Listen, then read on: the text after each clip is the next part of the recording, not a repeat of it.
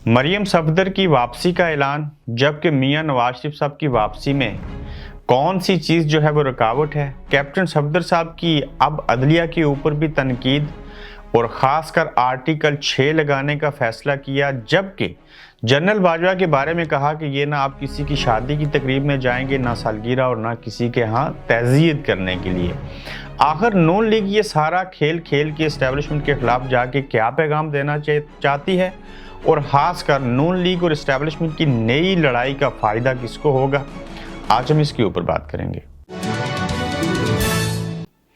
अस्सलाम वालेकुम, आप देख रहे हैं गोरखधंधा। अबरार कुरैशी आपसे मुखातिब हूँ।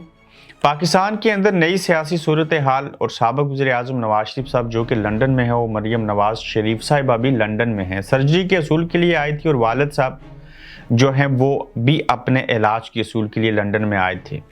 एक डील थी, उसके बाद डील दी गई, और मियाँ साहब आज तक लंदन में हैं। कोई वजह, कोई जवाब, कोई रास्ता नहीं मिल रहा है कि कब पाकिस्तान जाया जाए और पार्टी की क़यादत को संभाला जाए और फिर जलसे जुलूसों से खिताब किए जाए। मगर मियाँ साहब के ऊपर केसेस वही हैं, उनकी नहलियत ख़त्म नहीं हुई, और उन्होंने पाकिस्तान के अंदर मौजूदा सियासी सूरत हाल के ऊपर बात करने के लिए राना सनाउल्लाह जो वज़ीर दाखिला हैं पाकिस्तान के, उनको अपने पास बुला लिया।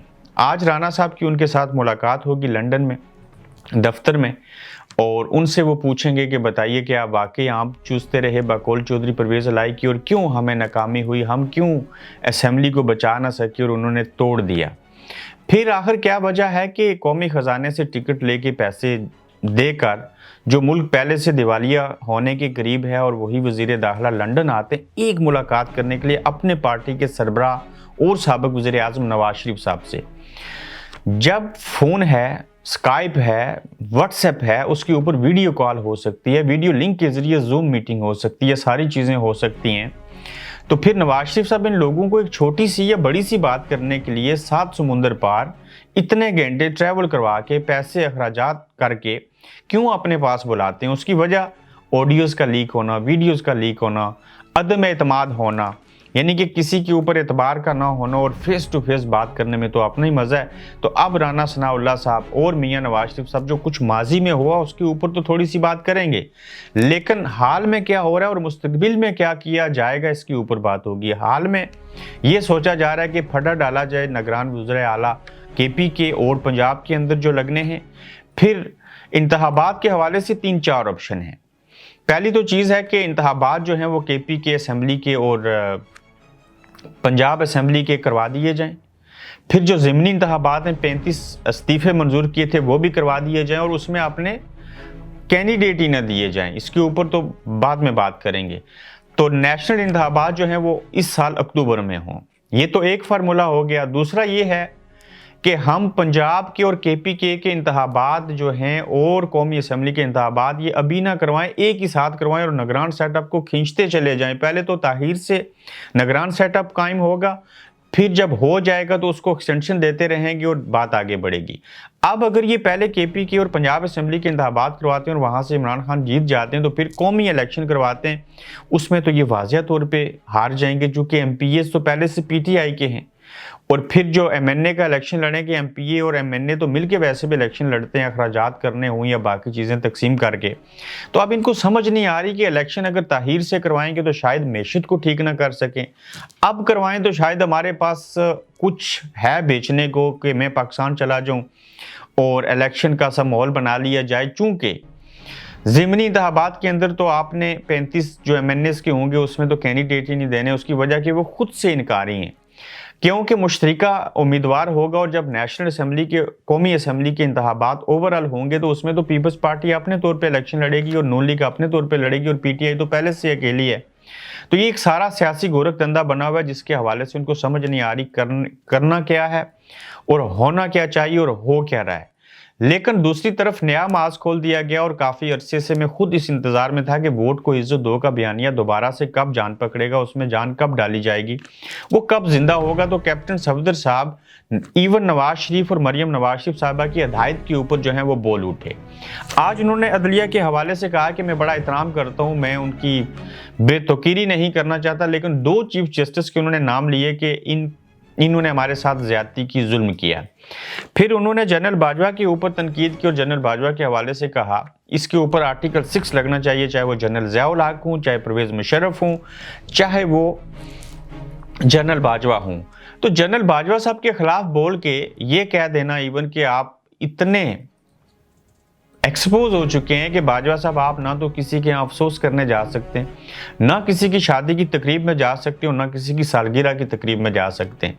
तो आखिर जनरल बाजवा साहब के खिलाफ बोलना कैप्टन सफदर की ज़ाती रजामंदी नहीं है, इसके पीछे एक पूरा प्लान है जिसके तहत ये सारी चीज़ें की जा रही हैं। अब देखना ये होगा कि साबिक आर्मी चीफ के ऊपर बोलना इट्स मीन्स इस्टेब्लिशमेंट के खिलाफ बोलना है। यही बातें जो इमरान खान कहते रहे, अब खान साहब ने नए आर्मी चीफ की इमा के ऊपर खामोशी इख्तियार की और अब बाजवा साहब के ऊपर इतनी तनकीद नहीं करते चूंकि उनके मज़ाकरात चल रहे हैं। तो अब ये जगह जो थी, ये जिम्मेदारी, ये नौकरी जो थी वो कैप्टन सफदर यानी कि नून लीग ने ले ली।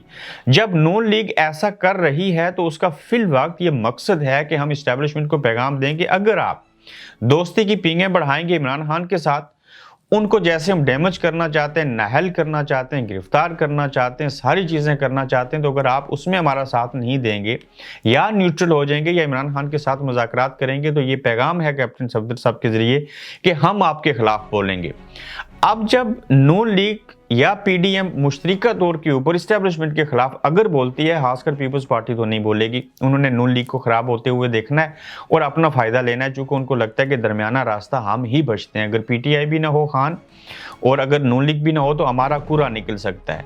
तो इसमें जब नून लीग अगर उनके खिलाफ बोलेगी तो नून लीग के खिलाफ बोलने से इस्टेब्लिशमेंट के ऊपर इतना इम्पैक्ट नहीं पड़ेगा जितना कि इमरान खान के बोलने का इम्पैक्ट पड़ेगा। उसकी दो वजूहात हैं, एक तो उनकी पॉपुलैरिटी है, दूसरा अवाम भी उनके साथ है और तीसरा उनका सोशल मीडिया बड़ा स्ट्रॉन्ग है। नून लीग नो डाउट उनके साथ भी अवाम है, लेकिन उनका कारकुन इस लेवल का नहीं है जिस लेवल के ऊपर आके मैं उसको बदतमीजी कहूँ, उसको मैं तनकीद कहूँ, जो भी कहूँ, जिस तरह से पीटीआई के लोग ऐसे करते हैं। तो जिसके साथ अवाम होगी तो इस्टेब्लिशमेंट ने भी उसी तरफ देखना है और खासकर इस्टेब्लिशमेंट ने देखना है कि मुल्क और कौम के मफाद में क्या चीज़ है। और हम जो कुछ बाजवा साहब ने पिछले दौर में किया और ये कुछ अब भी करने की चीज़ें कोशिशें हो रही हैं, उससे हमने जान कैसे छुड़ानी है और अपनी साख खोई हुई जो है उसको बहाल कैसे करना है और अपना इमेज बेहतर कैसे करना है। और पहला मोटिव यही था आर्मी चीफ का कि हम थोड़े से न्यूट्रल रह के मुल्क और कौम के मफाद में सब सियासतदानों को साथ लेके चलेंगे और एक ऐसा माहौल बनाएंगे कि जिसमें हमारी खोई हुई साख जो है वो बहाल हो जाए। मगर नून लीग का इस्टेब्लिशमेंट के खिलाफ बोलने का बराह रास्त फायदा इमरान खान का होगा, उसके बाद पीपल्स पार्टी को होगा और नून लीग को नुकसान होगा। उसकी वजह चूंकि आपके ऊपर केसेस हैं अभी भी, चूंकि मियाँ साहब अभी क्लियर नहीं हुए, फिर और आपकी बेशुमार चीज़ें भी हैं, आप मैशत को ठीक नहीं कर सके, चूंकि आपके पास कोई जवाब नहीं है कि जिसको वजह बना के आप ये कोशिश करें कि इस्टेब्लिशमेंट को हम जेर कर लेंगे, तनकीद करके, चूंकि इस्टेब्लिशमेंट को पता है कि हम आपको लाए थे और इस बात का नुकसान 1% भी नून लीग और पीपल्स पार्टी और पीडीएम की तमाम जमातों मौलाना फजलुर रहमान को नहीं हुआ। इसका बराह रास्त नुकसान जो है वो इस्टेब्लिशमेंट को हुआ, चूंकि आवाम को पता है कि इनको वो लेके आए थे, ये कुछ कर नहीं सके, आवाम के ऊपर महंगाई का बोझ पड़ा, IMF की तरफ से उसी तरह के मामलात हैं, मुज़ाकरात अच्छे से नहीं हो रहे, तो ये जितनी गलतियां करेंगे इसके ऊपर तनकीद और नुकसान जो है वो इस्टेब्लिशमेंट का होगा। तो अब देखना ये होगा कि इस्टेब्लिशमेंट जो है वो नून लीग की तरफ से खोले जाने वाले महाज जो हैं उनको कैसे टैकल करती है। अच्छा, मरियम नवाज शरीफ साहिबा जो हैं वो 29 जनवरी को पहले किसी ने कहा कि इस्लामाबाद एयरपोर्ट पे आएंगी और बहुत बड़ा इस्तकबाल करेंगे। अब कहा यह जा रहा है कि वो लाहौर 29 जनवरी को आएंगी और फ़कीदुल मिसाल जो है वो इस्तकबाल किया जाएगा, अवाम का जम गफ़ीर आएगा, बिल्कुल आना चाहिए। वो एक बड़ी पार्टी के लीडर हैं, उनका बड़ा इस्तकबाल होना चाहिए। मगर लोग ये भी सवाल पूछते हैं कि वो गई थी, सर्जरी करवाई, वापस आ गई, किस बात के ऊपर इस्तकबाल? क्या वो सर्जरी करवाने लंदन गई थी और वापसी पे उनका इस्तकबाल होगा? ठीक है, पॉइंट स्कोरिंग के लिए, हाँ, वो चीफ ऑर्गेनाइजर बनी और फिर से सीनियर नायब सदर हैं तो इसलिए उनका इस्तकबाल होगा, ये बात काबिल कबूल है। दूसरा, शाहिद हकान अब्बासी साहब का एक छोटा सा इंटरव्यू सुनने में आया, उनके बेशुमार तहफ़्ज़ात हैं, वो सुना पार्टी के जो इजलास होते हैं उसमें नहीं जाते, साबिक़ वज़ीर आज़म हैं, उनके भी बेशुमार तहफ़्फ़ुज़ात हैं और लग ये रहा है, लोग ये कह रहे हैं कि हो सकता है कि ये नून लीग को कहीं छोड़ ही ना दें। चूँकि वो बदज़न है जिस तरह से चीज़ें हो रही हैं, पहले तो वो कहते थे एस्टेब्लिशमेंट के सामने झुको नहीं, अब जब साथ आ गए तो फिर से पेंडोरा बॉक्स खोल रहे हैं, तो शायद हक़ान अब्बासी देखते हैं आने वाले दिनों में क्या करते हैं। नवाज़ शरीफ साहब की वापसी में रुकावट क्या है? सेहत भी अच्छी है, टिकट के लिए पैसे भी हैं, जब चाहें आ सकते हैं।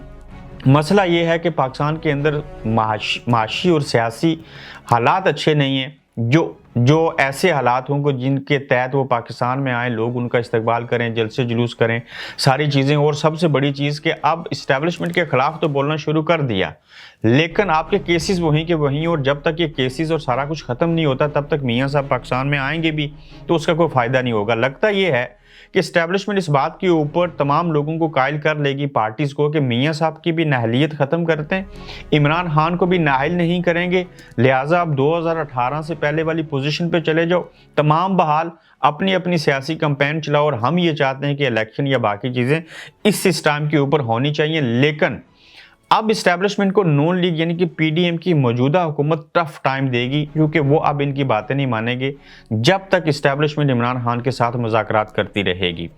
तो देखना यह है कि इस सारे अमल के दौरान किसकी जीत होती है, किसकी हार होती है। और इलेक्शन जो है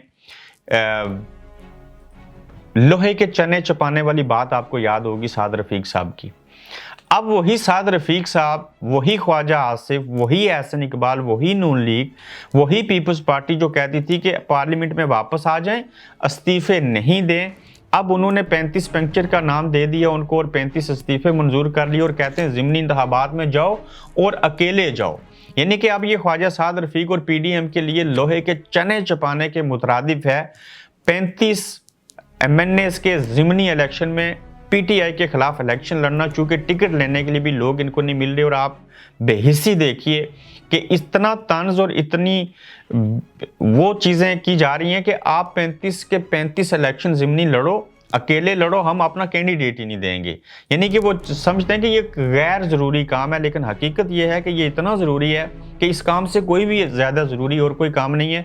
चूँकि उनको पता है कि उम्मीदवार इलेक्शन नहीं लड़ना चाहते, लड़ लें तो हम हार जाएंगे, तो उनकी मर्ज़ी है कि हम इनको अकेले इलेक्शन लड़ने दें, ज़िमनी इंतखाबात भी करवा देते हैं, खान साहब अकेले लड़ें, अकेले इलेक्शन फिर जीत भी जाएँ। बैरिस्टर एहतशाम जो हैं उनको गिरफ्तार किया गया और बिला वजह 2 घंटे पुलिस स्टेशन में रखा गया। वो कहते हैं कि मुझे क्यों रखा गया, मैं इस सिलसिले में जो आईजी पुलिस हैं पंजाब पुलिस के, उनको मैं एप्लीकेशन दूंगा, अगर उसके ऊपर कोई नोटिस ना लिया गया तो मैं फिर इसके ऊपर भरपूर तरीके से बोलूँगा। और बिला वजह मुझे 2 घंटे के लिए गिरफ्तार करके थाने में रखा गया और जब वकला और सहाफ़ी थाने के बाहर जमा हुए तो फिर मुझे छोड़ दिया गया। आखिर ये सहाफ़ियों के साथ ऐसे क्यों हो रहा है? शाहिद असलम हैं, उनको भी पकड़ा गया, उनसे कोई पासवर्ड मांग रहे हैं लैपटॉप का कि शायद बाजवा साहब के जो असासे थे उन्होंने किया। आप इमेजिन कीजिए कि बाजवा साहब के असासे जी सहाफ़ी ने किया, अमन नूरानी अमेरिका में बैठे हैं, ये जो शाहिद असलम है इनको गिरफ्तार किया हुआ है और ये पूछा जा रहा है कि आपने ऐसे क्यों किया। बहरहाल जो भी है, सहाफ़ियों के साथ इससे पहले भी होता आया, शायद आइंदा भी होता रहेगा, आज भी हो रहा है, और सहाफ़ी जब तक यकजान नहीं होते उनके खिलाफ ऐसे होता रहेगा। अगले एपिसोड में दोबारा आपसे मजीद खबरों और तज्ज़ियों के साथ फिर मुलाकात होगी। आप देख रहे हैं गोरखधंधा अब्रार कुरैशी के साथ।